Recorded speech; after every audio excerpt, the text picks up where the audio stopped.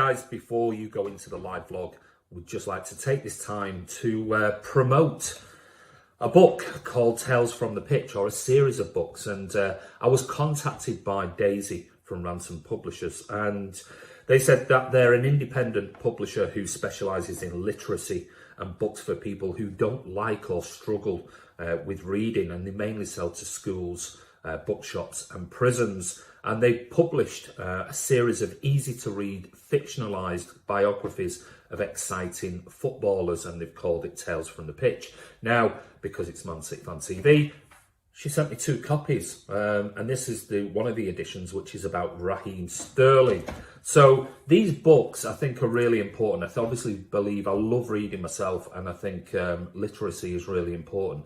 The age ranges between 7 and 14 years of age, but if you are an older person who struggles reading, they're perfect for people with dyslexia and other things that make people struggle to read as well. They're 120 pages long, and the recommended retail price is £6.99. Now, there is Van Dijk, Gnabry, Mbappe, Rashford, Kante and Lewandowski in the series alongside Raheem Sterling.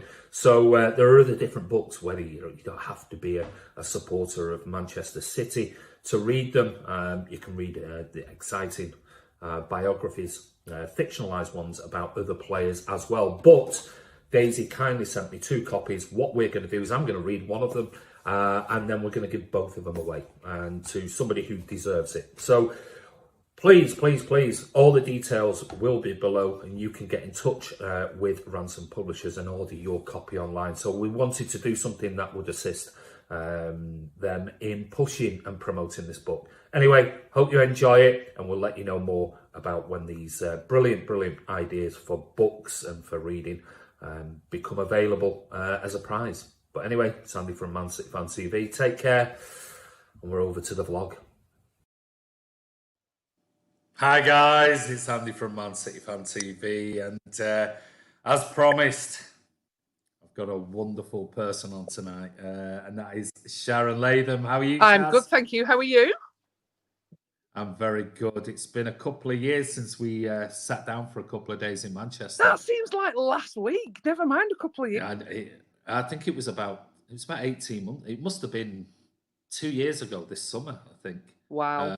When we sat down in Manchester and had a good old chat about your career and everything else. So I've been dying to have you on the channel. I've been pestering you for not pestering. It's just it's a case of catching me, isn't it? Yeah, well, that's it. You've been very busy. I know in the past. So it's been brilliant to finally get you on mcfcfantv. And if you don't know, Sharon was the ex-official Manchester City photographer, and has got some brilliant stories. So what we're going to do tonight is I'll read some of your comments out now, just to see who is on going on.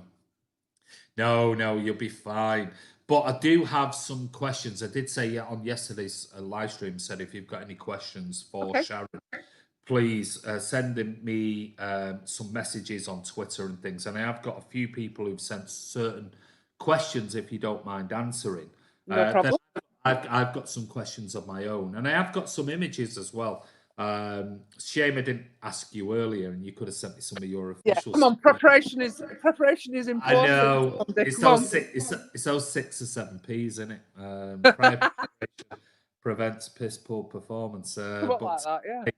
Yeah, I'll have to apologise for that. So I've got some questions of my own.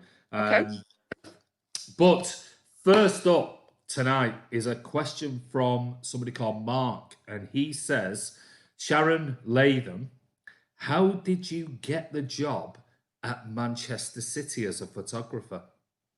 I think it's well documented over time as to what happened. I was freelancing for Man City at home games to start with, and I did a few sort of PR shoots for them, and the more sort of freelancing work I did, the more they used me, because I was starting to sort of build a relationship with players as well.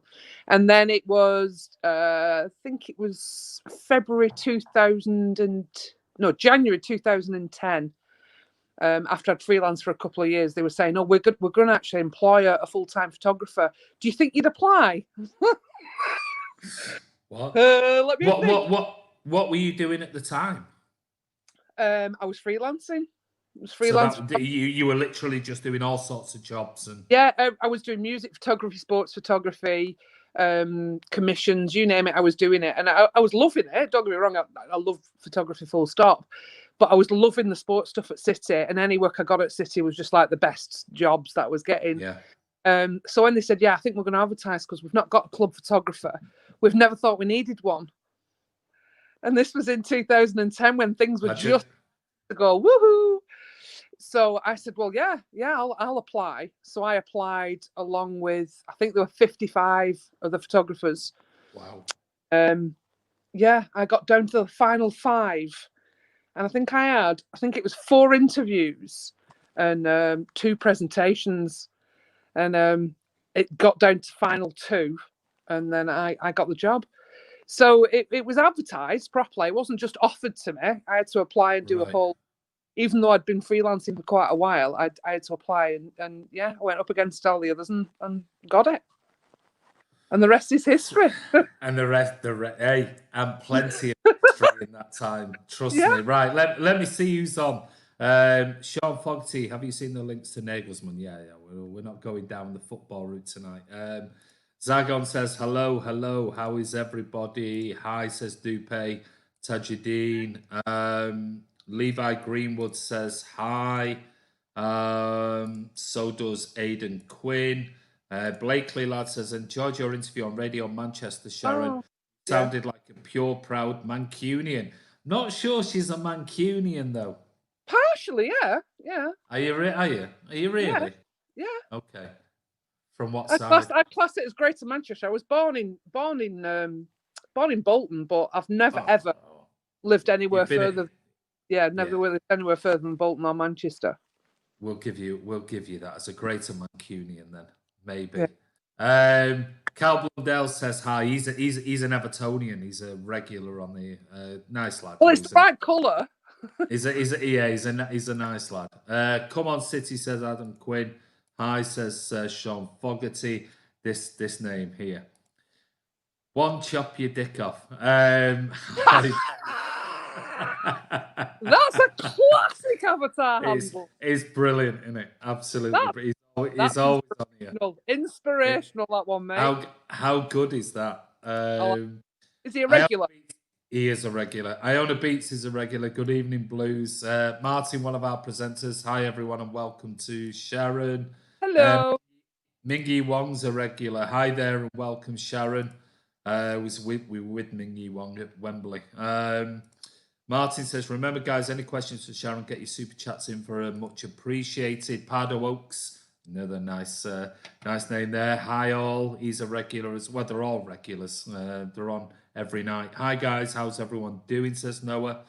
Ocean Rage, he's another regular. Good evening, all. I love your loyal fans. It's amazing. Every night. Every single night. Welcome, Sharon. Always loved your work, says one chop your dick off. One chop your dick off. Come on, lad. I like him a lot. There you go. Hey, you've got a fan there, mate. You've got a fan.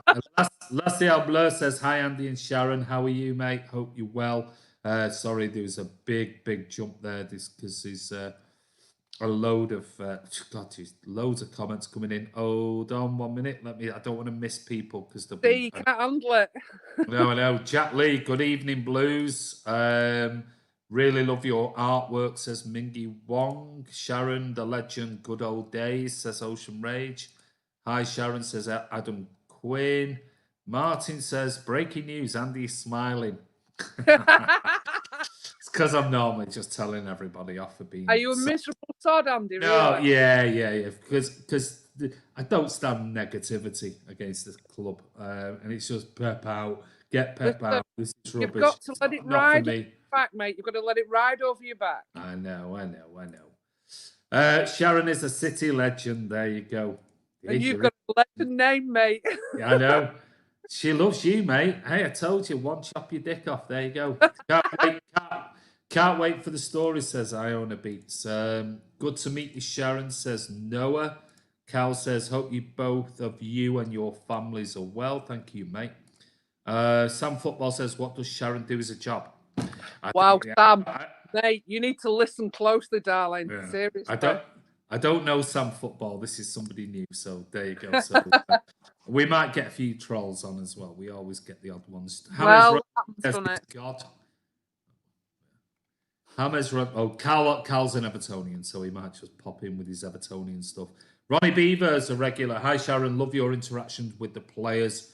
I think that always means... on City TV, yeah. Always on City TV. Yeah, you were.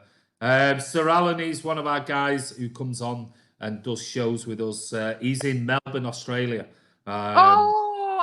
Thank you for the super chat, Alan. Sharon, welcome to the show. Listening as I'm walking around the park in Melbourne, up the blues. Alan. I'm envious, mate. I'm envious. I was in Melbourne this time last year. Oh. You won't want to be now. He's just been in lockdown for God knows how long. But at least he's out now. Yeah. He's been walking around the park, which is good. Cal, you're mistaken, Patrick. Oh, no, we're not getting into disputes over that type of thing. Let me just see. I love the moderation there. I know. You get a couple of them come on, and they get into arguments with each other. That's just the way it is. Shazib Khan. Hi, Andy. How are you, mate?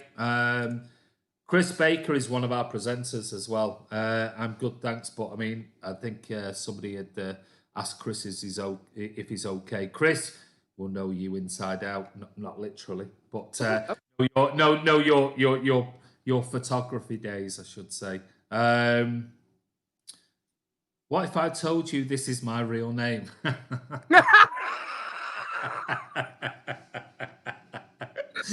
My God, this man's got one-liners as well. I'm really happy. Hey, he has. Hey, maybe we'll need to pass his details on to you. Kamal Dwyer, he's one of the regulars. How are you, Kamal? Chris Baker says, you were in Melbourne. I didn't hear Alan. Welcome, Sharon. Are you looking forward to Sheffield game? Yeah, we'll talk about that in another video. Does Jekko still follow you on Twitter, Sharon? I still talk. We'll come to Jekko. Mingy Wong. I love Jekko. We'll come to Jekko in the next round of questions. But thank you, everyone, for joining us. And second question is from Sean with a W. Says, are there any stories from your time at City that you can't generally tell us, but that City fans may not know about, but one you might be able to tell us about, or ones that City fans don't really know about? You see, it's so difficult because... I know a question you're probably going to ask in a bit is, who do I stay in touch with, and do I stay in touch with anybody? And preempting that question, I stay in touch with virtually all of the players that were there when I was there.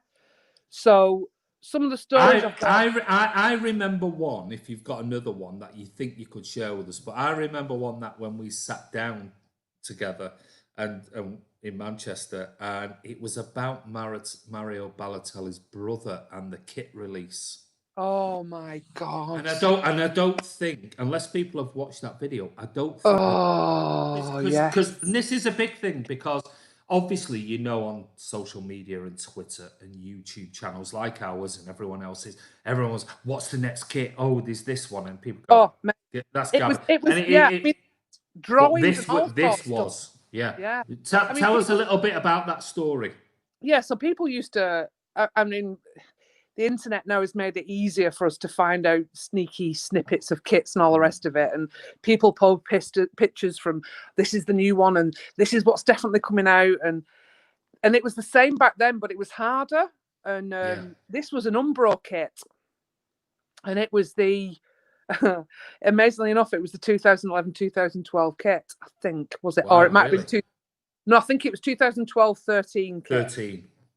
And I had to do a close shoot. So when the kit comes in and you see it, we used to get it sort of around February, March. So I'd get the kit and it had come in big brown boxes and all sealed up in secret. And then we'd have to lock a shoot down. And this time we did it in Carrington when we had this dome put up. It was an all-weather dome that we had put up. And it was something we were trying out for training because the winters were hard on the ground. Yeah. We put this all-weather pitch dome up. So the PR team and myself, that'd be good. We'd do it in this dome and we'd lock it up and we get security and all the rest of it. Anyway, the players are all told you can't go outside, you can't walk around in the kit. You come in, do the shoot. Sharon tells you what you need to do. Take the kit off. And there was only ever 2 of each size. So you were limited to how many you could shoot at once. So in between training and the guys going home, they would come in and shoot the respective shots. So Mario wandered in with his brother. And I was like, why did security let... Anyway, I didn't think anything of it because it's Mario. You know what I mean? And I was like, oh, it's fine. So I was watching Mario doing this, that, and the other. Then Kolarov came in. So then I got a bit silly. And then Milner came in. And all 3 of them were manking about a bit. I remember it clearly. I got some great shots. And as Milner was leaving, David Silva came in. So Mario, his brother, and Kolarov were still manking about. And I was busy shooting Silva. So on the backdrop, behind the backdrop, I could hear giggling and messing about. Anyway, didn't think anything of it. Carried on through the day, hammering through it all. And it's an intense shoot because you know you've got to get it all done quickly. They want to go. So at the end of the day, the Umbro guy was like, great, got the shots we need. Thanks very much. Because they give you a brief. You have a brief from our marketing department. You have a brief from the fans, sort of like PR department. So you've got like about 7 different departments that you've got to do different shoots for. It's an amazingly stressful time. Anyway, I goes home and it was about, I want to say it was about 12:30 at night, 1:45. My phone goes and it's the guy from Umbro and he said, what's happened? What the hell's going on? And I went, what are you on about, mate? He said, there's a picture of the kit on the internet. And I went, what? He said, yeah. He said, it's Kolarov. And I went, what? He said, yeah, Kolarov's in the kit with Mario's brother. So what Mario's brother done? He's gone, took a selfie with Kolarov. Oh, no. Yeah. But Kolarov's forgotten and he's got the top on. Anyway, we got it tucked down really, really quickly, but I think it was out there for an hour and a bit, an hour and something. So yeah, good old Mario. Needless to say, after that, there was no one but players allowed in shoots after that. I was going to say, what did the club do after that? Because everything is so secretive these days. And if you think about it, that kit wasn't released until sort of like 3 months afterwards. So we had on those photos and all those images, and that one went out. I think because it was so late, I don't think it was seen by many people. And because Mario's brother's social media channel wasn't that known, it wasn't too bad. But I do know that it caused a lot of trouble, more trouble than my arse shot at Wembley, which is something we will definitely come to. Oh, that's another one. There you go, Sean. Mario Balotelli. Balotelli. Only this time it wasn't him, it was his bloody brother. I know. God, we've got so many more comments. I need to get through some of them for you. Okay. Oh, right. We've done that one. There's so many. We've got Dean Mainwaring. Hi, Andy and Sharon, watching from Brisbane, Australia. Stop it with the Australian stuff. I know. Evening all, says Chris Baker. How are you, mate? Thoughts on the season so far, Sharon? Maybe that's a question we might come to if we have some time. Just seeing if there's any other specific questions or comments. We've got, super chat from Alan, another one. Sharon, what was Mancini like as a person? Did he really fall out with everyone? It's a difficult one for me, this, because I saw how he was with various people, and you can only react and relate to how somebody is with you. And Mancini with me was extortionately personable, was really helpful. He loved the camera. He loved the media. Yeah. So for my job, it was a dream situation. And there's another story about Mancini we can talk about. But he had a fun side to him. He had an interesting side to him. But he also did have, a quite arsey side It's to not him. bad. But that's not a bad thing. No, Overall. it's not. It's not. And as I say, I only judge people on how they are with me, and I will give everybody a second chance, and I will look at how, you want to be treated the way that you would treat somebody else. So he was fine with me. It's a difficult one because, as I say, I did see how he was with other people, and I used to think, fuck. But I couldn't do anything because, as I say, I couldn't do or say anything because he was fine with me. Yeah, well, that's just the way it is. You take people as they are to As you you. find, yeah. Your favourite man says, "I never understand all the secrecy with kits. We all know they'll be blue. They're not all blue. They're not all blue. The main one always is, but do you not remember that kit where it had the kit that we won the FA Cup? No, the 2012 Premier League in with the blue moon sound wave on it. Yeah, everybody was like, "What's this kit? Oh, it's horrible." Ugh. We won the league, innit? I know. Well, I mean, no, I'm notorious. I'm not a kit person. I stopped buying kits when I was 13, something like that. I've always been a casual when I go to a home and away game. So, but people are obsessed. We know people are obsessed with kits and things like that, which is fine. Jay Fresh Stunner says Balotelli is the reason I became a City fan. Balotelli was a legend in his own lifetime. That lad. He is. I think Jay Fresh is. I can't remember. Maybe I'm wrong. I think he's from Jamaica. Maybe. Zagon, how did you? Oh no. We'll come to that, Zagon. That's a good question. Maybe it's something we'll talk about later. I'm just trying to get other people on here. Right. Okay. There's some other questions, but there's other questions that people have actually sent me that we need to move on to. From Ben, he says, your favourite players to photograph at Manchester City when you were a photographer? Again, I was blessed in the fact that I think my relationship with all the players was so strong.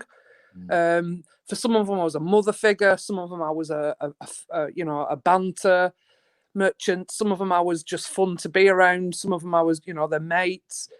So I had good relationships with all of them. So it's really difficult because everybody said, oh, there must have been somebody that was really bad. And honestly, there never was. And then on the same side of that, I had so much fun. But then from a personal point of view, I got one of my closest friends is Joe Hart, and he was just so much fun to photograph. He loves the camera. He loves messing about. Collar off for obvious reasons. I mean, we know. I've even spoke to my wife about this and said she's obsessed with Alex. My lad, he was when he was younger, when Kolarov first came there. My lad was just Kolarov mad. I mean, he was a lot younger. He's 23 and a teacher now. But when Kolarov came, he was like, oh, Kolarov mad. And I used to say, yeah, he's all right. He's okay as a player. And he was obsessed with him. And then after I spoke to you a couple of years ago I said to my wife, she's obsessed with Kolarov. Honestly, just a pleasure to work with. Handsome. Yeah, he was a pleasure to work with. He was so much fun. He had such a dry sense of humour, which we all saw in the Christmas Jingle Bells. That sort of like side, we saw that. But he was a pleasure to work with and a dream to photograph, not just because of his physicality, but because of him as a person. And then you've got beautiful people like David Silva, who never ever liked having his photographed. There you go. There's Mr. Kolarov. But you got people like David Silva, who was lovely to work with in respect of he never liked having his photograph taken. And yet, sorry, I didn't want that one. Oh, but I like that. No, I'm going to come to that one. That's my apologies. Okay, it's one I was going to come to later. So hit the wrong button.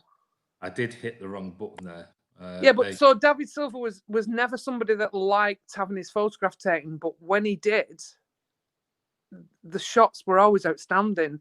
Just the action shots, he was the best to photograph because he never looked at his feet when he was running. That's It was something brilliant. that's something you said to me. That's when brilliant. Yeah, so Manchester, you've got you a full said, shot of somebody. Yeah. yeah, because he just never looked at the ball. Never looked at his feet. He knew where he was going. He knew where the ball was instinctively. It was just incredible. And then, as I say, his portrait stuff, he had such a beautiful face, and proportion-wise, it was amazing to photograph. Joe was just funny. Kolarov was beautiful.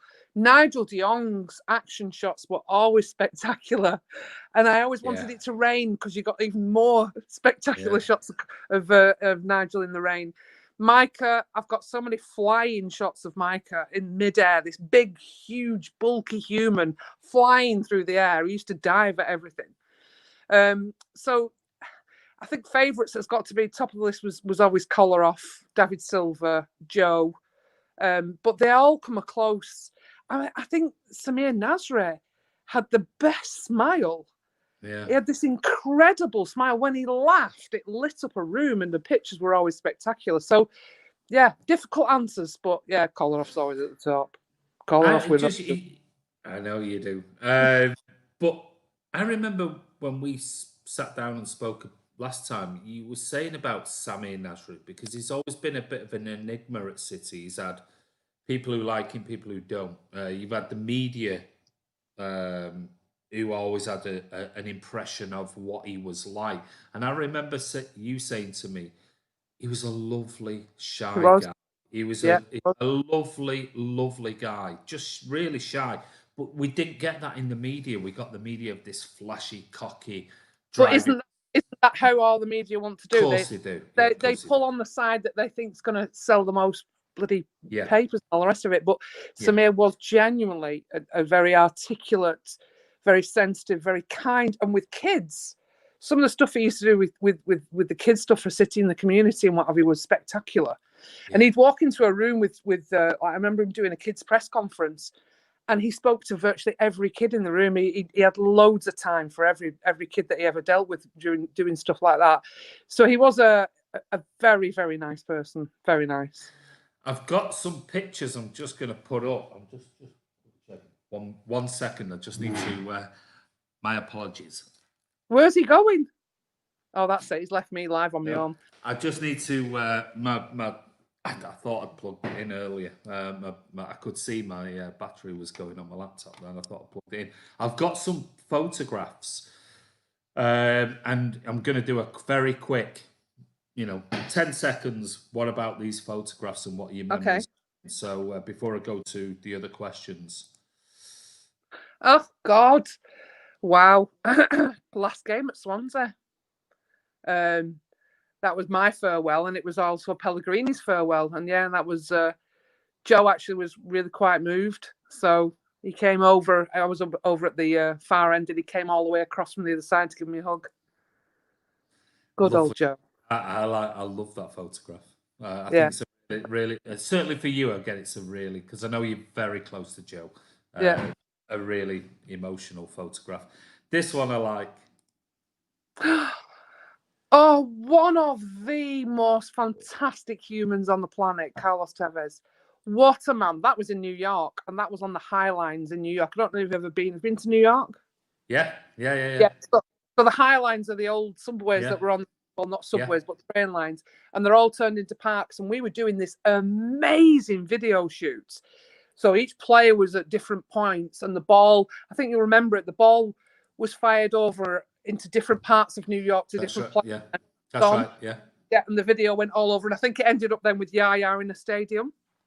So that was that being filmed there. And Carlos, we'd done the 2 days previous to that, we'd done a kit shoot as well on a skate park. And he just sat on my knee and said, "I'm tired. I've had enough." Yeah.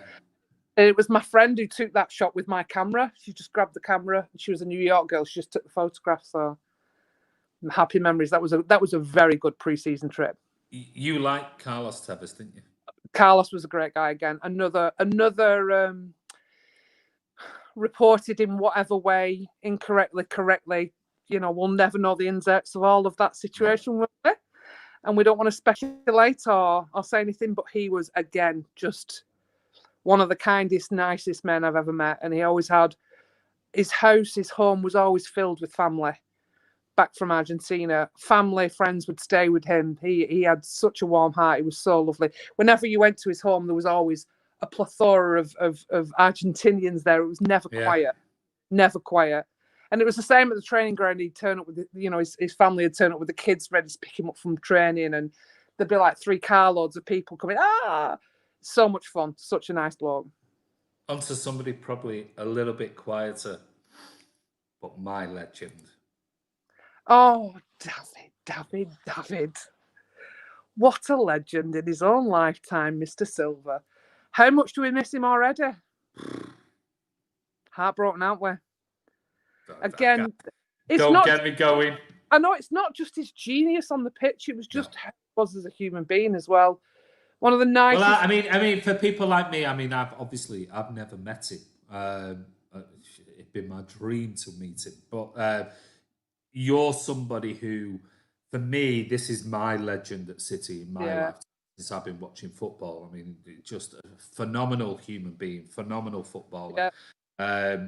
But you're somebody who was around him day in, day out. Yeah. I mean, there you go. There's a photograph of you with him and things, and you've got. He was a sensitive, fun, interesting, intelligent, kind, warm-hearted guy. Honestly, we were blessed with that team because there was so many of them. But the outstanding ones, as you say, were the ones that shone on the pitch as well.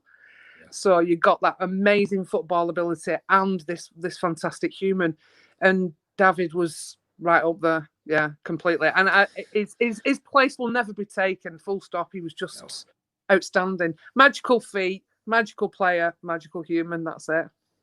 Brilliant. I'm blessed. I've got a pair of his boots. Oh no! Oh, I want them. No. I'll find your address. What about this one? I'm assuming, is this one did you take this photograph? Yeah, this is on the book on the. This is one. Yeah, this is. I was going to say this is one that's in there. I mean, you've got their Silver. You've got your men. I know. All my men of that generation, the Bosnians. I know. They're all, apart from obviously the Eastern European and the Spanish, but they're all Eastern Europeans, aren't they? Yeah. From the Argentinians. You've got Dzeko in there. I don't think I've got a photograph of you and Dzeko, but he's one in particular that I know you are very fond of. Yeah, I mean, I still speak to Dzeko a lot. I went out to Rome. Was it last year or the year? It might have been the year before. And I went out with his family. He's got a lovely family, a lovely setup over there. He's just got a new baby as well. So he's just, again, a genuinely funny, nice, kind bloke. But he's got a very dry sense of humour, but not as dry as Kolarov. Yeah. But just his ability to be so kind and nice with people, because he's worked with all sorts of charities as well, and that goes without saying. He's just a top bloke. He really is, and beautiful to look at. Gonna have to show you this photograph. Oh dear Lord! Listen, there's a story behind that as well. So can you see? I'm on the floor there, and I've got horrendous ginger hair. Well, that's Saba on top of you, isn't it? Yeah. No. Hang on. That might be James. That's James Milner. No, that's Saba. So I've got Saba on me, and then we've got James on top. No, you've got Saba on top of you, then James Milner, and then I think whoever's coming in, I think that is. Well, it came from the other direction, so there was 3, and then they all jumped off.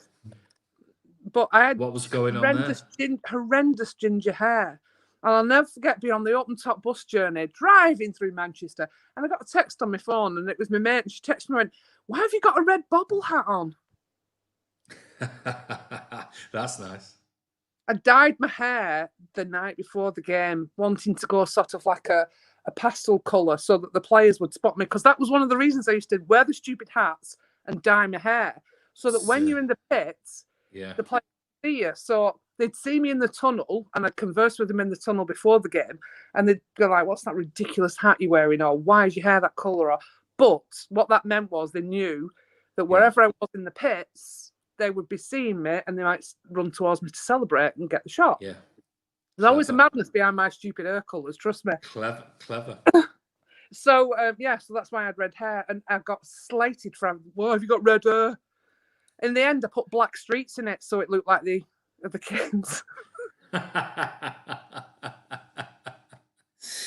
Right. But yeah, that started off with Carlos jumped on me to start with, and then it took over from there. There's a video of it. There's a video of it somewhere online as well. There is. I've got a couple more.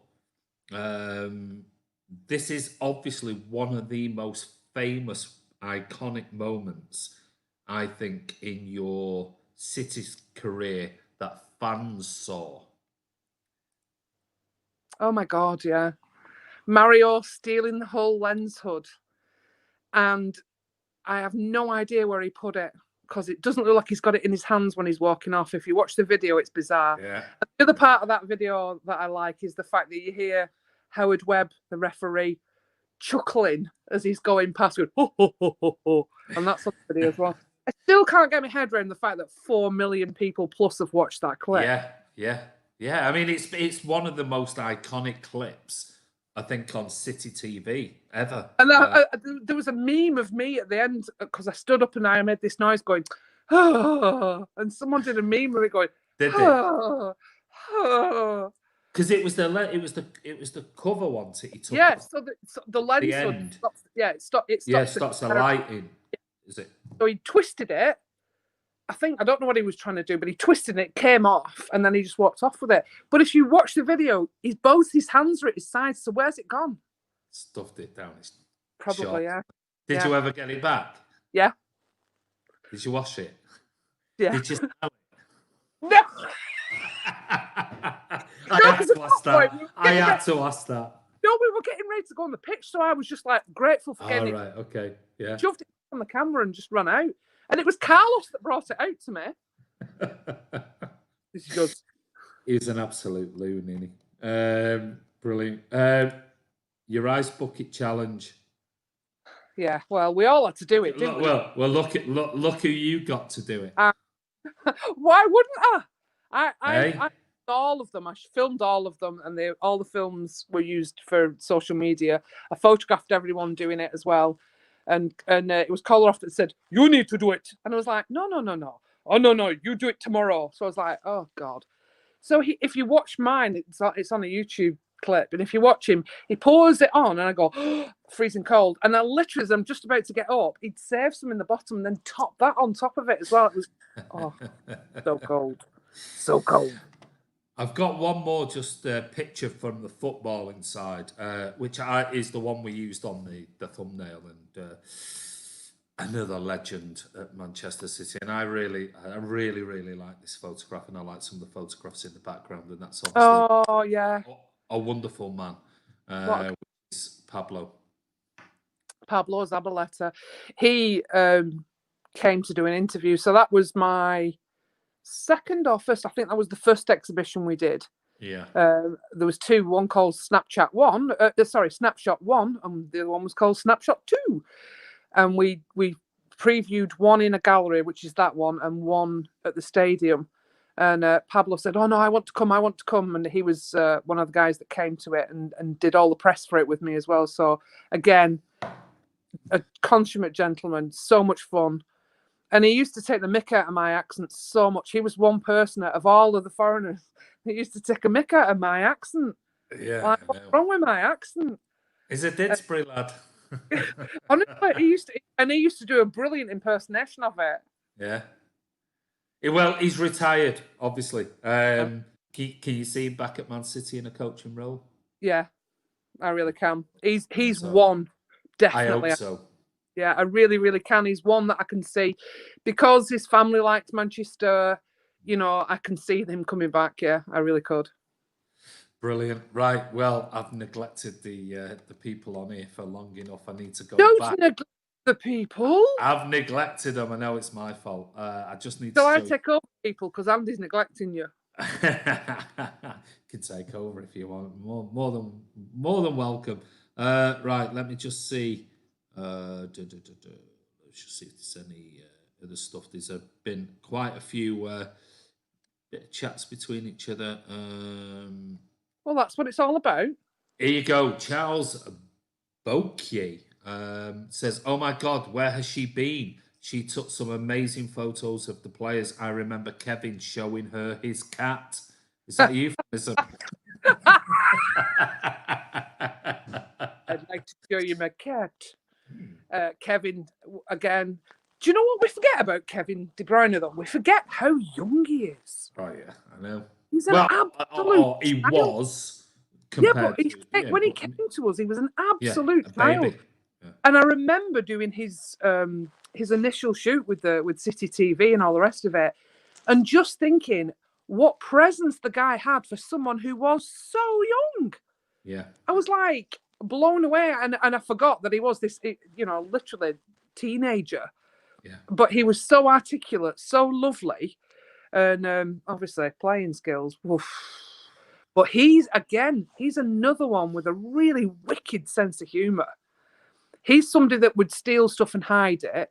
He's somebody that would be, sticking his tongue out and causing trouble on the pitch for the camera. So yeah, he's a proper little joker. But then on that pitch, intent, done, dusted. What a fucking player! He's right up there, isn't he? What? I mean, he'd walk into any single side in world football right now easily. We are blessed still to have him. We are still blessed to have him. But he could start off somewhere else, Easily. Yeah, he could easily. He's a ledge. He is a total ledge. You talked there about having a laugh before I go back to some of the comments, and then I've got a couple of more questions for you. What you say about having a laugh with him? How did you get on? And this is not one of the questions on there. This is my question just off the top of my head that I don't think I asked you last time was, how did you get on with the backroom staff, the kit guys like Chappie and... God! Chappie, what a superstar. The kit men all across, ever since I've been there, have always been amazing. But Chappie and Brandon were just a class act. Yeah. I used to sit and listen to some of Chappie's stories from his footballing days with absolute awe, because he was just a legend in his own lifetime. I mean, he still is. He's a top bloke, but working at City, yeah. I mean, some of the antics they got. I can imagine. You only have to see Brandon and what he does in the changing rooms after we win a trophy. There's some pictures I've got of Brandon that can never be published. I'm sure there are. And there were certain things that Chappie got up to that players used to egg him on to do without giving it away. One of them involved a fountain in the front of a very, very posh hotel. Oh, really? European trip somewhere. And needless to say, that fountain has been swam in naked by a certain individual.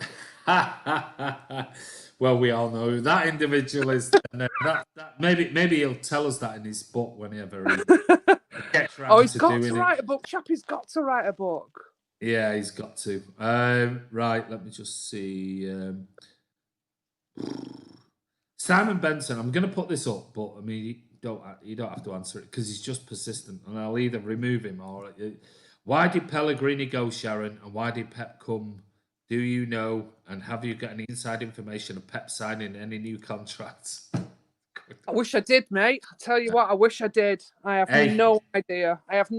And I don't know what everybody's opinions on why they're all shouting off about this at the moment. I don't know. Yeah, I know. There's a lot of garbage written at the moment. But do you know what? It's garbage and it's difficult, but you've got to understand everybody expresses their passion in different ways, don't they? And the thing is, everybody's passionate who's in this room now about Man City. Yeah. And if you're passionate, sometimes you sort of, you show it in different ways, and they do it that way. Yeah, of course, absolutely.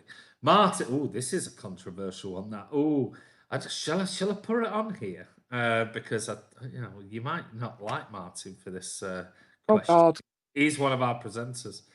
He says, was it me or did Kolarov and the fans didn't have the best relationship? I remember him giving the Colin Bell stand the 2-finger salute. Again, Kolarov gets carried away, and he's not indiscriminate with who he sort of gets carried away with, whether it's an away fans or City fans.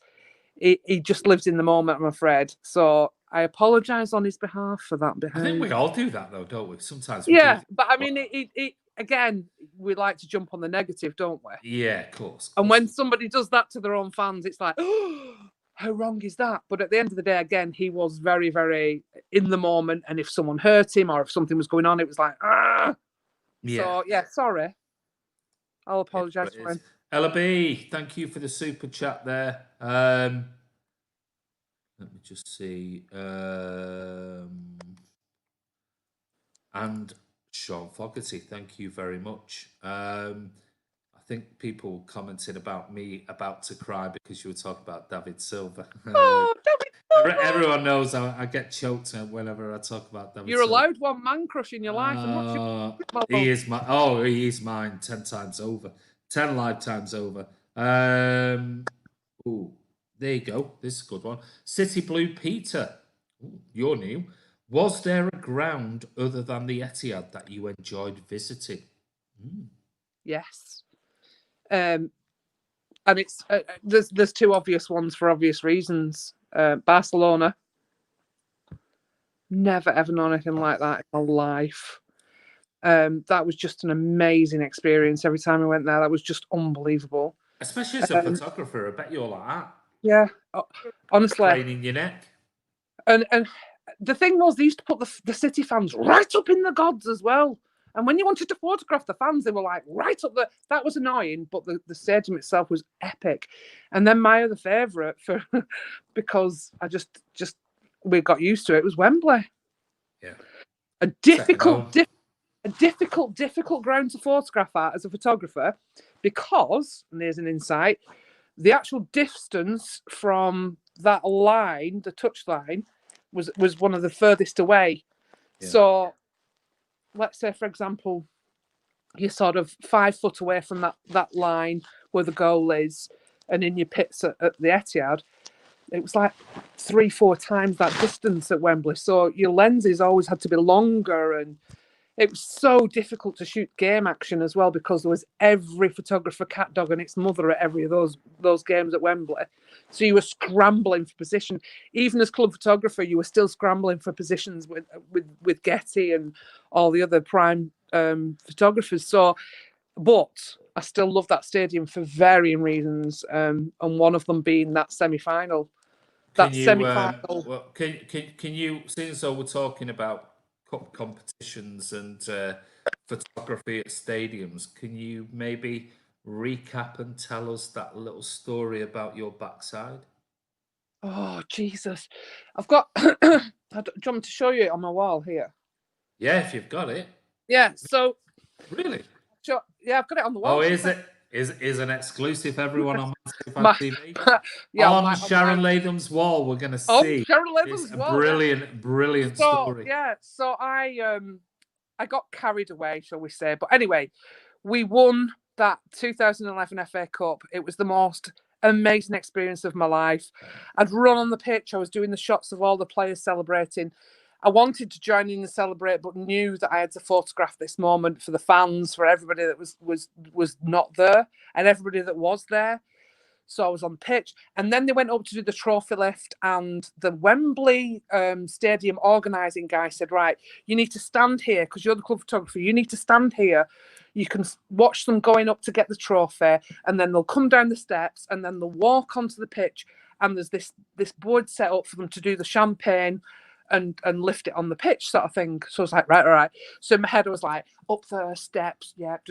So I got the shot of them all up on the top where they first got the trophy and passed it along. Then they all came down the steps, so I was photographing them, and Carlos was manking about, and he had the lid on his head, and he'd already dropped it and dinted it. Yes. But he was manking about with it. So they all made their way then onto this winner's podium. And I remember just walking on, standing in front of the podium, thinking, right, I need to get this shot. The champagne's going to get popped and the trophy's going to be lifted, and I've got to get this shot. And I was in my moment and on the pitch and looking, and then all of a sudden I was the champagne went and I got the shot, and then all of a sudden I was rugby tackled to the ground, and I was like, what the fuck? And I'm like, who's this? And this security guy's like, what are you doing? And I was like, I'm the club photographer. I'm the club. Like, do you know who I am? Sort of thing. And then he pointed behind me, and for some reason I didn't realise, but I was stood in the way of 90 of the world's top photographers and sports people, all shouting, "Fucking move!" And I didn't hear them. I was in the moment. So all they got was a picture of my ass, not the trophy lift shot. So I've got this shot here. I'll take you up. So when I left City, so it took them 5-6 years for the photographers to forgive me for making this massive cock up. And when I left, they printed this off and they all signed the frame for me. So this is the picture. Oh, there you go. Look at that. That is absolutely class. So that is my ass. That is fantastic. The players. That is absolutely brilliant. So that was my gift from all the photographers, the sports photographers, for the press and media that actually forgave me eventually. But yeah, I was in deep shit for that. That is fantastic. Needless to say, I got that amazing picture, but we didn't get exclusivity on it. I had to give it to them. Oh, really? I had to give it to all the other people, yeah. Did really? Yeah. I was I guess they got a better photograph. What? You can't get any better than my ass, really, can you? Well, there you go. Absolutely. I mean, that's superb. Well, I mean, what a memento that is. I mean, it was a mistake, and nobody stopped. The thing was, nobody stopped me walking out. Me, yeah. No, yeah. So I did it, but then it was just afterwards. They obviously realised and went, shit, get her off. But it was done. It was too late then. I bet you that made you infamous, though, amongst all the senior photographers around the UK. Oh, I was already infamous anyway, because I was known as that. I was known as that big gobby bird from Man City. That gobby loud one. Yeah, that big gobby bird from Man City that's always on the telly. Because people don't realise you're really tall. I'm 6'2", yeah. 6'2". I know when I met you, I was like, oh my God. Which is very advantageous as excuse me. Oh, hey up. Hello. We've got a cat. It's the cat. Hello it's there. The cat. Yeah, it comes in handy for sports photography. It comes in handy for music photography because I'm 6'2". Yeah. Fantastic. What? 6'2", an all woman. And she is all woman. Simon Benson says, "You were such a great photographer for City, Sharon. Can't state enough. You were so good. I've seen loads of videos and pics. You're so talented." Well, thank you very much. That's highly appreciated. He also says, "And will you come back to City as a photographer?" No, you've got a good one there now. You've got Victoria. You don't need me. Well, Victoria's there now, but maybe we'll talk about what's happening with Sharon right now and what's happening in the future. Just seeing if there's any other specific ones, because I've got some more questions. I do apologise. Right. On to my questions to you. Okay, go on. Said before, you mentioned a couple of people. My question to you is for the people out here, I know, but for everyone who's on here, who do you still keep in touch with from the players? I mean, I know you're probably in contact with loads of them, but I mean, specific players that are you still quite friendly with and keep in touch with regularly? Yeah, I mean, Micah, Joe, Nigel, Gail Clichy. Still speak to Gail as well. That'll be somebody that people will probably go, Gail Clichy. Oh yeah, Gail's lovely. Gail's another true gent. He's such a talented guy as well, and such a committed footballer. Millie, still very, very in good contact with James Milner. Who else have we got? Zeko, Kolarov, and little Stefan Savic. Yeah. Yeah. It's a surprise, isn't it? I mean, is that Eastern European lot? Is that like they all keep? Yeah, I mean, we're also, again, he's just a nice bloke. I've watched his career and we've stayed in touch, and he likes to hear what's going on back in Manchester, and he's doing well as well. He is, yeah. And then obviously Pablo as well. Still, and when Joe was at West Ham, I saw Pablo a lot more then. Yeah. Still speak to him. And amazingly enough, Gareth Barry. Love Gareth Barry. Yeah, well, he was on BT Sport the other night, wasn't he, for the City game? Do you know, you think about Gareth Barry, he was one of the most consistent players ever. Not just for Man City, but for every club he played for. Yeah. He was a consistent player. He was never injured, really, and was always chosen. Yeah. So, yeah, still speak to Gareth. And amazingly enough, Carlos contacts me every now and again. I'd say about 3-4 times a year, from Carlos. And Joe, Brazilian Joe. Really? Yeah. Wow. There's a blast from the past. Yeah, Brazilian Joe. After all these years, he still keeps in touch. Yeah. That's amazing. Again, I always get a birthday message off him. I'll get a Christmas message off him. And then in between that, probably 2 or 3 other texts. Mario's texts are the best ones ever because they're the most random. And I think he must change his phone number more times than he changes his underwear. Because I'll just get this text and I'll look at it and think, what? And then I'll just send a message back going, Mario, ? And then you'll just get back, of course. So, yeah, Mario still stays in touch, but bizarrely. I remember bumping into him. I think I was in LA and he was on holiday in LA. And amazingly enough, I was at Santa Monica on the pier. And there was Mario. Really? Of all the places. Santa Monica Pier, there's Mario. I was like, what? And he just went, oh my God. Unbelievable.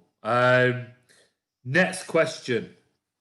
Moving on to outside of the Man City thing now, to sort of wrap up the final part of this interview is, what are you up to these days? Because obviously, I mean, I know a little bit about your background and things like that, but obviously people watching this don't know a great deal about what you're currently doing and things like that. I mean, up until COVID, so after I left Man City, I went back into the photography that I was doing before I started sports photography, which is music photography. Yeah. So I've always been passionate about music photography. It's one of my favourite things. And I was really blessed to be asked to go on tour with Noel Gallagher. So that was back in 2016. So I did that. And then at the end of 2016, after I'd been on tour with Noel, I set up an app called the Selfie Guide, which was a travel guide to all of the best selfie spots across the globe. Once you get to the spot, there you go. Whoa, beautifully. It's like queuing it in. Once you get to the location, it shows you how to take the selfie and the best way to take the selfie with the layovers and all the rest of it. And that's still going. That app's still going. But obviously COVID at the moment is causing a few problems with travel apps. Yeah. So I'm still running that. I still freelance. But again, all the music photography is gone. So this year I think I had 22 gigs and festivals lined up, including Paul McCartney, Elton John, Noel, Taylor Swift, Foo Fighters. I think it was actually my busiest year that I've ever had. And in March they all got cancelled. That was it. So that's been difficult, and I don't know when music's coming back. I don't know. I've had to diversify slightly. So I've decided for the first time ever in my career to sell some of my limited edition prints, which I'm doing online, and they're featuring people like Bon Jovi, Bruce Springsteen, Rolling Stones. So while you're talking about that now, just in case we forget, can you give us the website? Yeah, it's really easy to remember. I'll post it live now, and we'll also put it in the description afterwards. Yeah, it's sharonsprints.com. So it's just www.sharonsprints.com. How did you get that website? Because I'm classy, mate. I know what I'm doing. Hey, that is clever. So I built the website myself, set it all up, and I've always said that I would never sell prints because I just think when you've been paid to do a job, which is what you do, you shoot an artist or you shoot for somebody, you get a fee, You sell the license for them to use the images, etc., and then Yeah. that's it. Yeah. So I just think it's wrong to sell prints, but unfortunately, I'm in a position now But where I it is, need to. yeah. I've We got all to have. earn some money. The Yeah. world has the world has changed, and it is So what it is. so those are on there now, and there's sort of like 4 or 5 of each artist, but they're going to change and rotate, so there'll be other ones going up. So, for example, I've got a special on with Johnny Marr because it's Johnny Marr's birthday on Halloween. Yeah. There's a Saw great that picture one. of Johnny Marr and Noel up there. Yeah. So there's they're all exclusive, and there will only ever be X number printed, and they're all hand printed by myself and mounted and sent out across the world. Anybody can buy them anywhere in the world. So that's that one thing. And then again, just to use some of my other creative skills, I've got a craft site, which is for the ladies or the gents if you want. And I do Tell us, hand. is there a website? Yeah, this one's a bit unusual. Just so I can get it up here and I don't forget. Yeah, this one. Are you ready for this one? Yeah. And this relates to something we've just talked about previously. Okay. This is called bettysbooty.com.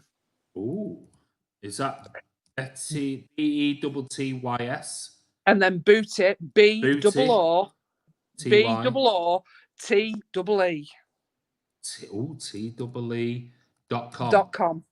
bettysbooty.com. Betty's Booty. There you go. That's up on there now. So what's that about?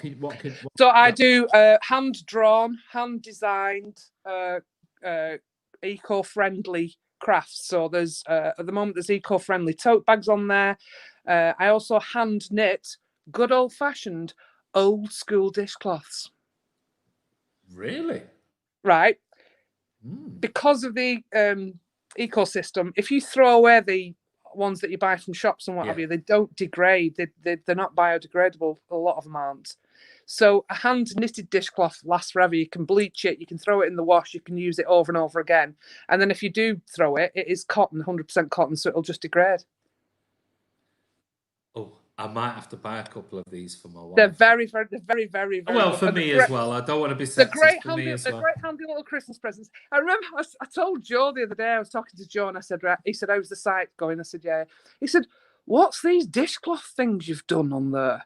Because he was looking at, he likes the bags, he was looking at the bags because there's one with cats on, there's all sorts of different ones, and they're all unusual designs that I've created, and every single bag is different because every single bag is hand drawn.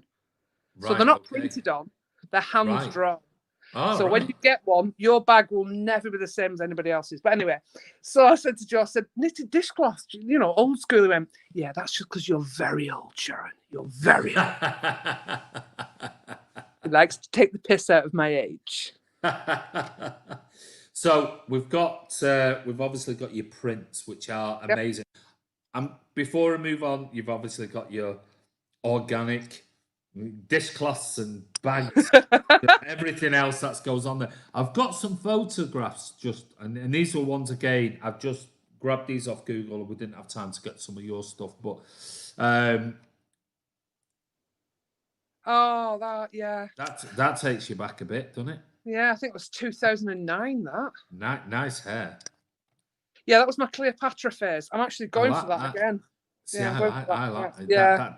That's my kind of hair. It's the Claudia. No, you see, the fringe and everything. No, yeah, I like that was going through it was a Cleopatra phase, but again, too dark, too dull, not me. But that was actually Liam was at the other side of him on the other side of that picture. Yeah. I've not seen any pictures with you and Liam. Oh yeah, there's pictures of me and Liam. Oh, is there? Maybe I'll need to search that one. No, you won't find them online. I was going to say, going from that one to this one, which was how you were when I met you in Manchester. So that was skinhead in them days. Yeah, so that was the book launch back in 2018. Right. I can't believe that was 2 years ago. Yeah. So the book was launched. We did Noel and I did a Q&A in a beautiful theatre in London. I can't remember the name of it now. But it was epic. And Noel was absolutely on top form. And we put pictures up on this big massive screen behind that were from the book, and he would talk through the pictures and relive the stories from the tour. It was a really, really good night. And then he just fucked off dead quick. So I was then left there, and everybody come mulling forward and went, "Will you sign me book?" I was like, felt like a bit of a superstar, but a bit of a knobhead at the same time. But yeah, again. Oh, next time you have one of these, you'll have to put a face mask on, won't we? There you go. I think that's a lovely photograph. I love the emotion in that. Yeah. Yeah, it's a really. When you hug somebody and close your eyes, you mean it, don't you? Yeah, it's one of those that I think it's like a proper thanks, a Mancunian. Yeah, he's thanks for everything you've done. It's one of those. He's another top bloke, but he's another one that splits City fans, because you get City fans who are Liam, City fans who are Noel, and it's like, oh, come on, guys, you know. You've got to remember, as a fan or as somebody looking at somebody in the media, you're only getting the perception from variously one side or one level. Yeah, of course, absolutely. 100%. You can only judge somebody if you know them. Absolutely, spot on. You can't go around judging people or saying things unless you actually know them. Absolutely, and if that is one thing that everyone on Man City Fan TV is watching, that's one thing I always say about footballers with media. People come up with, oh, is this, is that, is the, and I go, do you know him? Do you really know him? Do you know what's got? Are you on the inside of training? Are you watching them day in, day out? Do you, please stop reading garbage in the media. Trust me. You were asking about stories that can't be told. There are stories I can't tell because I've seen players cry. Of course. Yeah, I've seen players sit down emotionally upset. I've seen players literally absolutely in turmoil after games or after results that have not gone their way, or just psychologically bereft because of certain things. And they're all human beings at the end of the day. And you're only seeing one side of something that you really should judge. You just shouldn't. And as a person, you know your friends, you know people you work with. You take both sides of situations. So how can you take one side from a newspaper or an article online? And that's a formed opinion as well by we know what some of the media and the Red Sox are like and everything else. They have this. We've seen what they did to Raheem Sterling 2 years ago. It's ridiculous. It's ridiculous. Tried to destroy him. Now he's the best thing ever. And Marcus Rashford, who slagged him off when he wasn't playing well. Now all of a sudden he's the best thing since sliced bread. Just shoot people on their foot playing, not absolutely on foot, not on anything else. Just leave it. Unless there's something dramatically, woefully bad. Yeah, fair enough. And then we've seen the Phil Foden stuff, in Iceland, and we've seen. I mean, Jesus Christ, he's a baby. I've done 1,000 times worse things than that when I was 18, 19 years of age. Trust me. And I'm sure thousands of others have done worse. That's another live story. Yeah, that'll be on a private sort of dark. That'll be pay to view, that one. That'll be pay per view on the dark web. We'll maybe tell you about some of our secrets, maybe on another channel, but that will definitely be pay per view. Oh no, that was sorry. That was us chatting. That was us chatting a few years ago. There you go. Noel always has the a City banner, doesn't he? Always, and let me tell you, literally always. And now he's had that made into a board so that he puts the stage, and that flag then is in the dressing room. Every gig he goes to, that flag is up in every dressing room. And I thought I had a picture of it, but maybe it's one of the people on tour, a guy called Phil, who works on tour and does all the dressing room stuff and sets everything up backstage. He has to try and fit that flag in every dressing room. And let me tell you, some of the dressing rooms in America were so small. Really? He couldn't fit it in. It literally filled a whole wall. And if it isn't up, Noel's not happy. Noel is not. We like that. Did you take this photo?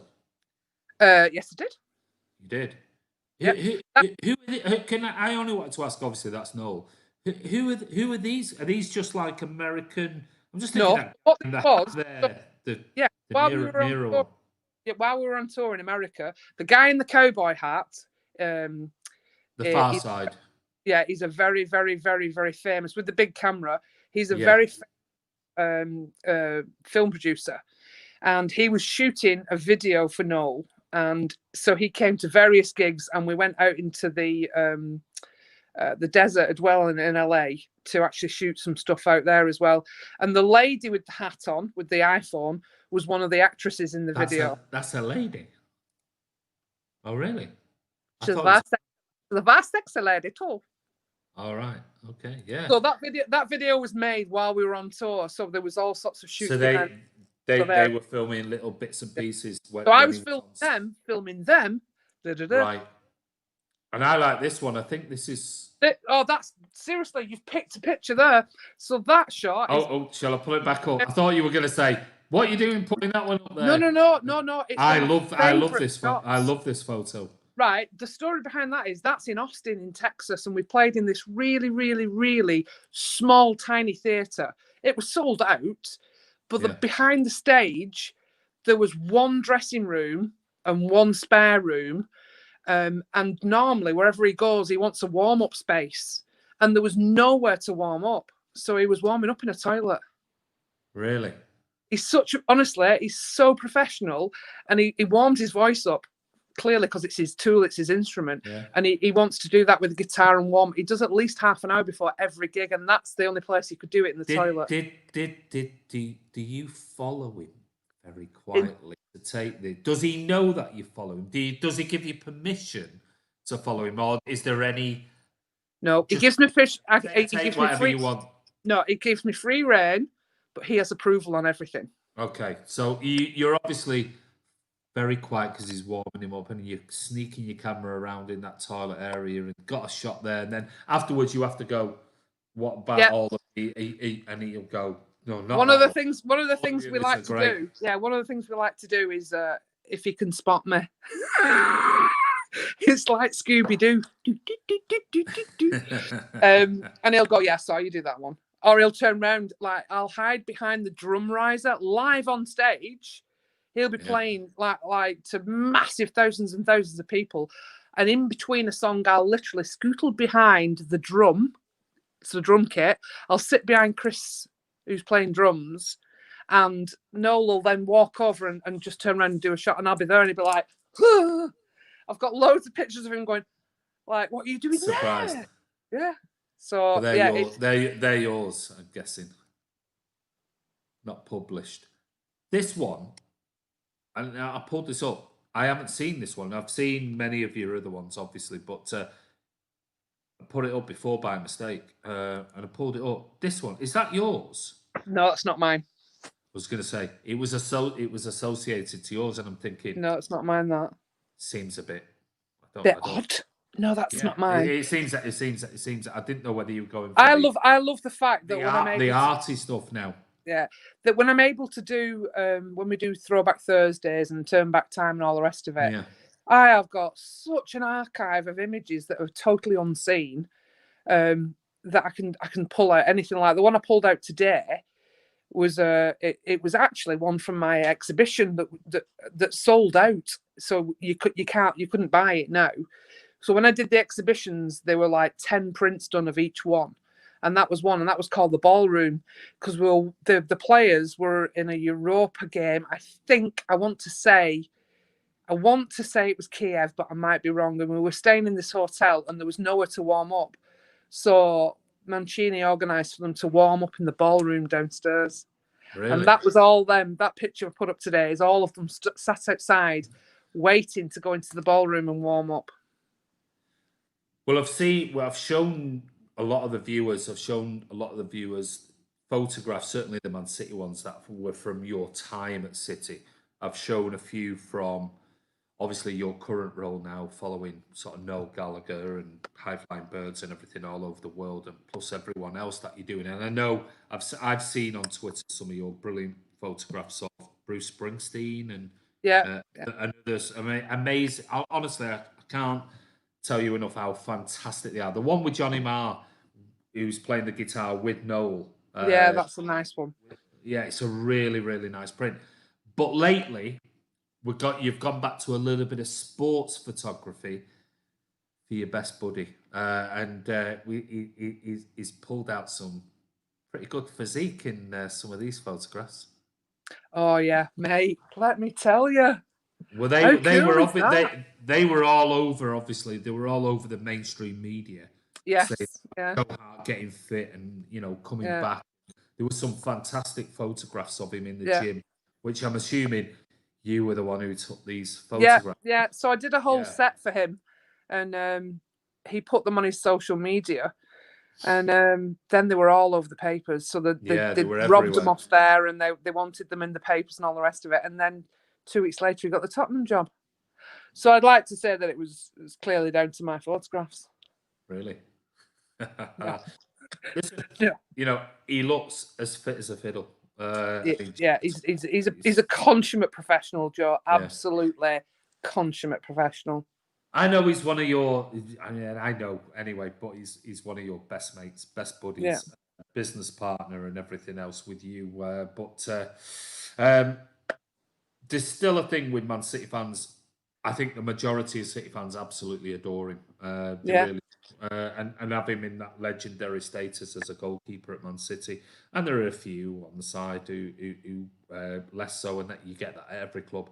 But if you could sort Joe Hart as a friend, not as a footballer, because I think we all form our own opinions as footballers, but we don't know Joe Hart.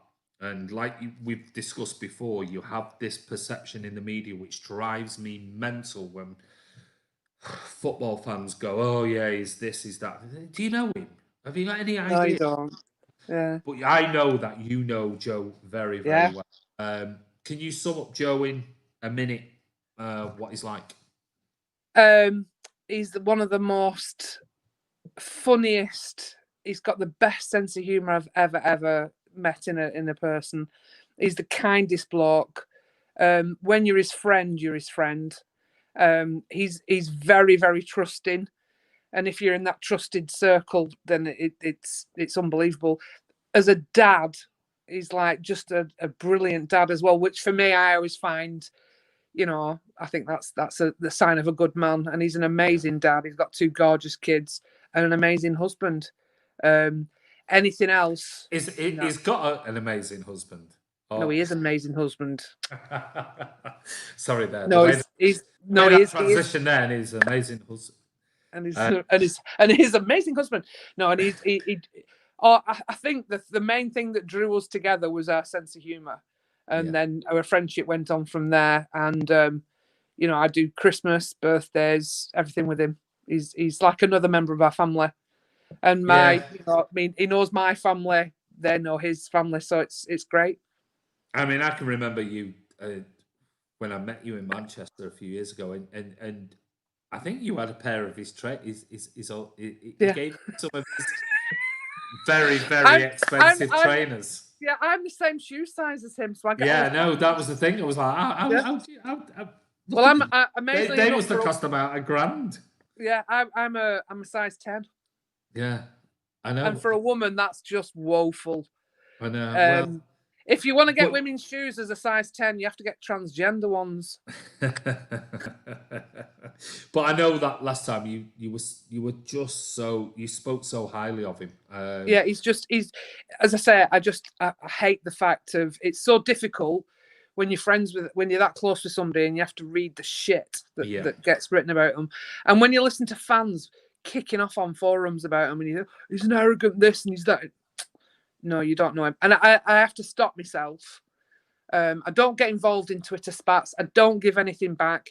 If anybody starts making shitty comments on my Twitter feed, I just don't answer anything. Yeah. I'll always like stuff. I just won't like stuff that's been said that's detrimental against any of my friends. And Joe is a friend. What people forget is that's his job. That's what he does for a living. As a human being, that's not him. You're just mixing everything together. And yes, your personality is important in football, and yes, who you are, but it's still a job. As a human being, he's an exceptional person. I love him, absolutely love him. He's like a big brother. Which leaves me, I've got a couple of last questions for you. I'm going to go to the comments because since we've been chatting there about the last 10 minutes, there's been 56 other comments coming. So I've missed those, but I'll come back to them, I promise. You're so bad at this, you know that, Andy, don't you? I know. You'd think I'd be better than this after all these years, but I'm more interested in the guest. I do apologise, everybody. We'll let you these off, ones. Yeah. On these ones, we're always more interested in the guest. But on that thing about Joe, and I'm one, and I'm vociferous on this channel. I'm constantly. Sometimes I just give up when people go, "Oh yeah, but he's this and he's that and he's this and he's got a bad attitude and he's that player and he's this," and I say, do you know the person? Stop reading the garbage in the media.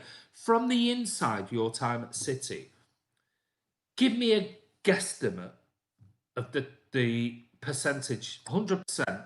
What was the percentage of stories that came out about players in your time at City that were garbage? Absolute nonsense. Honestly, there are so many examples from the fact of taking the extremes. I mean, Mario was an absolute nightmare, and some of the things he did were ridiculous. But then press were reporting things that they just completely make up, just because it sounded like a Mario story. And then there was I would say 99.9% of some of the stories that were out there were absolute bollocks. But again, you as an individual who works for the club, or as somebody who works close with the players, you can't go around having arguments with fans because, again, I'm a fan. And I know from my point of view, it was a grey area because I was a fan and working for my club. It's a difficult one. I wanted to get involved in some of the arguments, but I couldn't because I'd lose my job. You know what I mean? And also you're given a different perception of thing when you're actually inside it, and you just want to scream and I wanted so many times to walk up and down that field and just swear, "Fuck off! What are you doing? What are you saying? Why are you doing that about your own player? Why are you not on his side and watching him play football? Fuck everything else. Just leave it." Absolutely. As I say, as long as somebody isn't murdering or damaging or causing detrimental pain to somebody, leave it. Just watch them play football. Shut up. It's just doing a job. Yeah. And it is a job, and this is the thing. You can understand Phil Foden being Manchester born or Stockport born things. Most of these players come from overseas. It's not there. I mean, Garcia at the moment is getting so much shit off so many alleged City fans, a section of City fans, I must say, a minority. You just think, well, is Barcelona born and bred? It's his home club. So what he says, I want to go back to Barcelona, it doesn't mean say that he still can't play for Manchester City. I mean, for God's sake, Pep won't pick him otherwise. Stop giving the lad so much grief. You've got, again, it's passion, isn't it? And I know, it's like I said earlier, passion comes out in different ways. People react and are passionate in different ways and vocalize it differently. Just don't be silly. Just don't be silly with it. Be passionate. Talk about it. Don't diss people. There's no point. Enjoy the game. If they're shit on a game day, they're shit. They've had a bad game. Absolutely. You can take the piss and have a go. But don't get personal and shitty about people. There's no need. There's no need. It's we're not on this planet long enough to be that nasty about people. There's no need for it. Not in this day and age. That's for certain.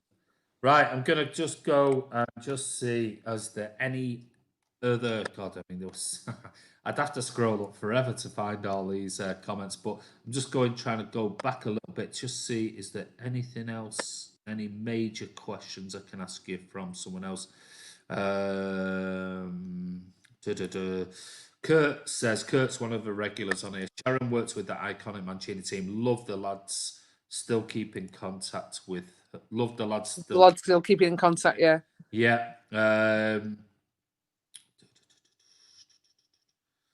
me just see.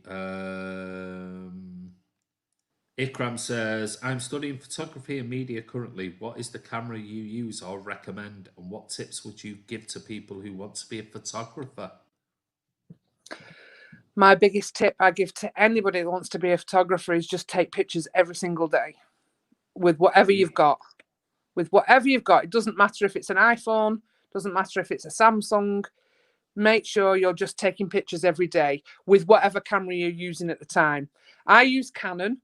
And the reason I use Canon is because for sports and for sort of like music stuff as well, because of the light, Canon's perfect, absolutely spot on. It's a very fast camera, the one I've got. I've got a Canon 1DX, which is the top of the range. Very, very expensive. I've only got one left. Because of COVID, I've had to sell a couple because I've just not had enough money to pay the rent. Yeah, so you sell what you've got, don't you, to pay the bills? And I'm a sad, lonely singleton, so things have to be done. But yeah, I've got a Canon 1DX. I love Canon. I have tried other camera models. I'm not a Nikon fan. It's just not for me. But I could be swayed to the dark side of Sony. Sony mirrorless cameras now are so good. Yeah. They're competing so well with Canon and Nikon. And I just before lockdown, I was looking at actually possibly, I took a whole set. Sony were so lovely. They let me take a set of cameras and lenses on tour with U2 last year. So I went on tour with U2 and we went all around Australia, and I used Sony then, and they were absolutely spectacular. But my advice is take photos every day and learn what you like to take photographs of, because you can be a photographer for landscape, architecture, you can be a portrait photographer, you could be a sports photographer. There is such a wide remit. I love every element of photography, but I adore taking photos of people. People are my things. And if I got one sort of niche, I would say I like to do documentary photography, which is a lot of the stuff I did at City, behind the scenes and all that sort of stuff. It's a lot of things I do with Noel on tour. I take behind the scenes stuff, documentary stuff. And then after that, portraits. I like to take pictures of people as in genuine what they are as a human being, rather than a fake facade. And I think there's two ways to do that. Either that's candidly by spending time with somebody, or actually getting to know that person and then putting them in a situation to take a portrait. Like the David Silver one, for example, the black and white one, the dark lit one. That was a very classic David Silver picture, because that's him. He's a very quiet, calm, and interesting human being. So, but I always recommend that anybody just takes photos every single day. There's not a day since I was 8 years old that I haven't taken a photograph. I've taken photos every single. When I was younger, my dad died and I got his camera, so I've taken photos every single day since then. I used to get rolls of film for birthday. I used to get development vouchers for Christmas, until I could afford my own dark room, and then I was, so I'm obsessed with the whole part of photography in general. So, but I would always say, just take photos, work out what you like, learn how to frame things yourself. I'm self-taught. I never went to uni. And I'm not knocking uni. Uni's perfect, because all the lighting, technological side of it, all of that is important. And I learned that along the way. But I would have loved to have done that at uni, but I just didn't get a chance. I mean, I know you said to me last time when we spoke, you said, especially this day and age with the high quality phone cameras now, honestly, quality is amazing. Yeah. And you can even get them printed to the size of, whatever, because the quality and the pixelation of a lot of cameras now on phones is just outstanding. And some of the pictures I put up on Instagram of stuff out and about are taken on my phone. Yeah. I think the more you take photos and the more you get used to taking photos, which is why I said just take photos every day, the ability of seeing the world as in pictures comes to you. And you'll see things. You'll see things and just photograph it. I'm going to give a shout out to somebody. He don't come out. He generally don't come out. He's somebody we know on Twitter, but he don't tend to come on the vlogs. But it's somebody called Cornish Blue, and he's a city. I know him. Oh yeah. And he started. I can remember when he first started taking pictures of birds in his back garden, and obviously he lives on the coastline in Cornwall, and he's been over the last 12 months maybe. He's been walking more with his dogs and everything, and taking. And now you see some of the shots that he's progressed to are absolutely fantastic, amazing. it's the old adage of practice makes perfect. Yeah, absolutely. Some people who love photography aren't brilliant at it, and for some reason they just even with practice just don't get it. It is what it is. It is what it is. And also as well, if they enjoy doing it, just do it. Yeah, absolutely. There's nothing better than capturing moments of your cats or your family or your house or whatever. They're still yours and they're still personal to you. But somebody who wants to do it properly and do it as a job or wants to take it further, yeah, you just got to do it every day. And if you find it a task, it's not for you. Yeah, it's that old adage, isn't it? It's one of those. Your passion should be something you enjoy doing. It's that simple. Alan's just said, thank you for the super chat. Apart from the 9320 moment, which is your favourite moment as the city photographer? Thanks for coming on the channel. Well, Sir Alan, I love that name, Sir Alan. Sir Alan Howarth. Sir Alan Howarth is called. From Melbourne. From good old Melbourne. Bloody love Melbourne. Great city. I would say there are just so many magical, amazing moments from pre-season, so many magical moments from, as you say, 93-20 game, from whatever. But one of mine, which you know, is the semi-final against Man United for the FA Cup. Oh, my God. I will never forget. So, again, it was my first outing to Wembley, I think, then. And what happened was, just before the game, about half an hour before the game, the Man United photographer came over to me and said, Sharon, do you want me to walk on first, or shall we walk on together? And I was like, I'm sorry. And he said, well, we'll be walking on for the coin toss. Yeah. He said, yeah, well, we walk on for the coin toss, photograph the coin toss and walk off again. And in my head, I'm going to walk on the pitch at Wembley. And you're going to be at that centre circle. And my little heart was going, and I was like, well, trying to act cool. I was like, let's walk on together. Let's do it together. Equal. He's like, yeah, that's a good move. Okay. So then I'm stood at the tunnel and the players walk out and they line up there and then they go to the centre circle. And he just nudges me and goes, let's go. Well, as soon as I started walking out, I just burst into tears. It was just incredible. And I'm looking around and there's red and there's blue, and the blue noise was just spectacular. Yeah. And even now it just chokes me up because I'll never forget it. And I got to the centre circle, and by the time I got to the centre circle, I was just and I remember Vinny looking at me going, Are you okay? And I'm like, just take the shot, let me take the shot. So I got the shot and he passed the pennant over and all the rest of it. And I remember the ref going, Chaz, because I knew all the refs as well. And Chaz, and I was like, don't talk to me. So then we turn around and I'm walking off, and the noise and I'm thinking, how the hell do they play football with this? Yeah. Because it just gets in your chest, and it's like, honestly, I can't describe it. That was the noise that Joe Hart said was the greatest noise he's ever felt in a football stadium. Was that it just goes into your chest, and I don't know how they concentrate. And again, walking back, I was absolutely bawling my eyes out. And David Silva's walking past, and he's stretching his leg as I'm walking past, and he turned around and he went, Sharon. And he came over and put his arm on her and like, go away, go and play football. And I went off. There you go. What a great one. Cameron Dempsey's a regular on ours. He says, what is Sharon's Twitter account? So my Twitter account is at SnapperShaz. It is at SnapperShaz. There you go. It's fairly simple. And my Instagram is Selfie Guide Shaz. Selfie Guide Shaz. That's her Insta account there. So there you go. So you've got Sharon's Twitter account and the Insta account as well. So don't forget to go over and follow Sharon. Don't forget all the prints and everything. It'll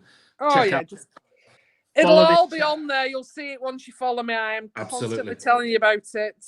So you can go over it. It'll also, when this uploads, so tomorrow we'll put all all the accounts in there that you can go over. I'm just going to see is there anybody else finally before we wrap up, because I've kept you for so long. I do appreciate it, Shaz. It's not a problem. You can have me again if you want. Oh, hey. Oh, Mrs. Oh, there's a promise. Let me just see. What's that? As long as everybody's enjoyed it. Oh, I'm sure they have. There's loads on, and they'll keep commenting, and people are saying, "Have you answer me?" But I don't know which particular thing they want me to. There's so many questions. Well, if you round them all up and you think there is enough for another one, I'll be quite happy to pop back on again for you. Yeah, that would be. Oh, listen, it would be brilliant. Ronnie Beaver says, "What an absolutely wonderful show tonight, guys! Some amazing memories." There you go. Yeah. We could have Sharon on again. It's been Boss Sharon. That's Carl saying Boss. Sharon, you're a legend. There you go. That's from an Evertonian. My final question to you tonight to wrap up, guys. You have seen all. We've shown you some of the photos of Sharon's. Just some of the clips. They are nothing compared to what she's selling. And things like that. Please go over and follow Sharon on Insta and Twitter and everything else. You can follow A Selfie Guide, and tourism will get back, I promise you. It will eventually, yeah. It has to. Otherwise, we'll both be completely out of job. We do. So it will get back. And a brilliant app. Read more into the Selfie Guide, because it is a very good idea that Sharon and Joe are involved with. But my final question to Sharon, and this is my question to you. What's been, and I know this is going to be really tough, what's been your best non-football gig? Not photograph, gig that you've ever had as a photographer. So what's been I know I could ask you, what's your best photo you've ever taken non-footballing wise, but I'm talking, what's the best gig you've ever had as a photographer that you could have gone away for 6 weeks or 2 months or 3 months, or it could have been a 2-night gig that you did with a certain band and gone, it was just amazing because of this. There are, and I'm sure there are loads. There are loads, but there's probably 3 that stand out. One of them was Noel's tour around America. I didn't want to come home. Yeah, it was amazing. To see America in the way that we did that was just fantastic. And to be able to document it and to see all of those fans internationally that you wouldn't expect in somewhere like in America, it was just another level. And some of the venues we went to as well were just spectacular. Some old style theatres, etc. And then by the same vein, I also would say the U2 experience last year was just phenomenal. Traveling around Australia, but I did it differently. I did it in a camper van. Oh, really? So while the band was flying between the gigs, I drove. So I drove from Brisbane all the way. You personally drove yourself? Yeah. Yeah. Amazing. So I said to Noel, I don't want the flights. I'll leave the flights. I'll have a camper van. So whatever you're going to spend on the flights for me to fly all around these internal points around Australia, I'll have a camper van. Because I think it was 3 days between each gig. Yeah. So you'd have to do the gig and then there'd be 3 days before the next gig because they were so far apart. But they were all flying and staying in hotels. It was just. I backpacked around Australia, so I know what that's like. Thumbing lifts and things. I did the Ocean Road down at the bottom. Fantastic. Did the whole East Coast from there. I've done the East Coast before in Australia, but not the bottom part. That was spectacular. Yeah. So that was a great gig. And then the other one was I did Elton John's Oscar party last year. Oh wow! I bet that was entertaining. He just won the Oscar as well. Yeah. He just won the Oscar for his song in his film The Rocket Man. Yeah. So he came back with the Oscar, and I was one of the few that were allowed to photograph him with the Oscar. Oh wow! I love Elton John. That was very special. And he's again another very, very nice man. And I'd worked with Taron Egerton before, who played him in Rocket Man.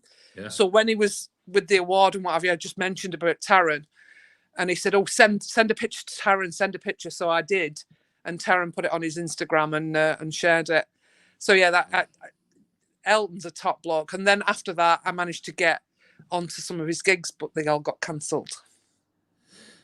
I know, that's a bloody nightmare, isn't it? Because this was his farewell tour as well, wasn't it? It's his Hopefully it'll happen again next year, which would be brilliant. Yeah. But I'm not sure whether I'll get to do it next year. It just depends on what happens, because things change so quickly. I was supposed to do the Olympics this year as well.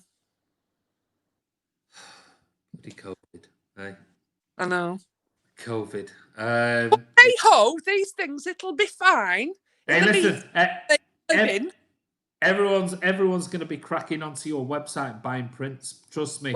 Blue Heart says, Sharon, you are a fantastic guest. Loved every minute. Well, thank you very much. Thank you. Martin says, thank you, Sharon and Andy. Amazing show. Thanks for coming on. You're amazing. Carl says, Sharon, what was Barry like? I had a picture with him, but on the pitch, he was a legend, a pro player. I think he means Gareth Barry. We spoke about that, Cal. Top bloke. Honestly, top bloke. Miggy One says, Sharon, thanks for coming on. You're a beautiful woman. I was going to ask you about something, but maybe we'll do it off camera.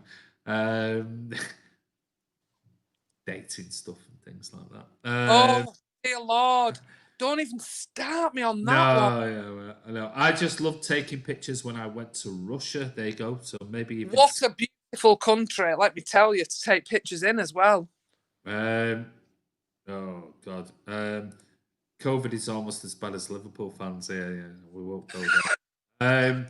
Great stream. Really enjoyed it. Thank you, Andy and Sharon. Andy, you're a dirty dog. Why am I? I don't think so. How very dare you? How very dare you? How very dare you? Else. No, that's about it. We've been an hour and 40 minutes, which is amazing. This is one of the longest ones we've ever done with any guest. We've had ex-footballers on and all sorts, but this is absolutely fantastic. Oh God, there's some others. Fitsum Legacy says, I love her. She is hero. Ooh, there you go. You know what? Yeah, Does go no end of good. Hey, it's not bad, is it? Hey, Sharon, who is your favourite non-City player? Ooh. God, that's a really good question. There's one for you. Have you ever photographed Messi? Oh yeah, photographed Messi. Yeah. Apart from at City and been at Barcelona. Oh yeah, no. Yeah, have you ever done any sort of international games or been? Yeah. He's a nice bloke, but I photographed him in a personal situation with Sergio. Oh really? I mean, yeah. The best part. Yeah, they're really good friends. I bet you've got some great photographs of those two. I've got pictures that I can, again, as I say, I can't put out because purely because they're personal pictures for players as well. Yeah. You can't share that sort of stuff. But yeah. Is Messi coming to City in January? That's what we want to know. Don't be silly. Don't be silly. I hope so, because then Pep might sign an extended contract. Breathe. No, I can't. I had no problem with breathing now. David's I've got over the breathing thing now. I've had that for a few months now. I'm all right with my breathing. I had to go through some pictures the other day. What was I looking for? I can't remember. I was looking for something for. I know. I was looking for something for Julian Lescott. And there's another nice man as well, by the way, Julian Bloody Lescott. What a legend in his own lifetime. Yeah. Elton fan, May, top bloke. What a nice man. He is a nice guy. I was digging something out for Julian, and I came across a picture. And it's very beautiful. Shall I post it on Twitter, especially for you? Yeah, go on. Or will it upset you? No. Post it, because anything. If I swung the other way, he'd be my man. Put it that way. It's a beautiful. Again, it's quite a solitude type picture, but it's really really cool. I'll post it tomorrow for you. Yeah. Oh, thank you. Just for you, Andy. Make sure you say it's for me. For me, this is just for you. I just love him. I love him. I just love him to bits. Right, finally, I've got this. I can't suddenly just cut it now because there are some of the great comments that people want to just say. No more questions, but love your videos. Keep up the great work. Thank you. Oh God, I said I wasn't going to go question. Very quickly, yes or no? Would you rather photograph England lifting the World Cup or City winning the UEFA Champions League? Winning the UEFA Champions League. There you go. That's great. Can we bring her on again? Can we bring Sharon on again? Not her. Sharon, yes. I'm sure Mingy one we can do. Zagon says, thank you, Sharon. True Blue. Chris, one of our presenters, says, thank you, Sharon. Nice to spend the evening with you. Ooh. Oh, virtual. Fitsum says, from Ethiopia, I will see you soon, I think he means. Nice to meet you, Sharon. Martin is in Dreamland.